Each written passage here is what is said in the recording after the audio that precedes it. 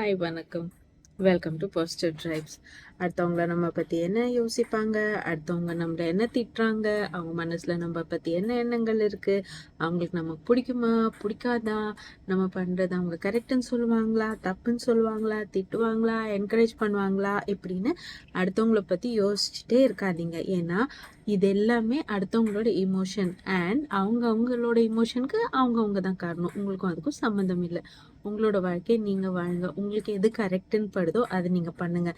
ஒரு வேலையை செஞ்சதுக்கப்புறம் உங்களால் நைட் நிம்மதியாக தூங்க முடிஞ்சதுன்னா நீங்கள் கரெக்டாக பண்ணுறீங்கன்னு அர்த்தம். ஒரு புக் வச்சுக்கோங்க, நோட் புக் அண்ட் பென்.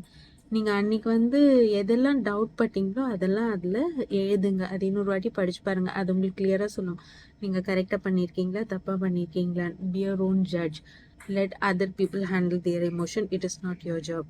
மீண்டும் இன்னொரு பதில் சந்திக்கிறேன். நன்றி, வணக்கம். கீப் வாட்சிங் பாசிட்டிவ் ட்ரைப்ஸ்.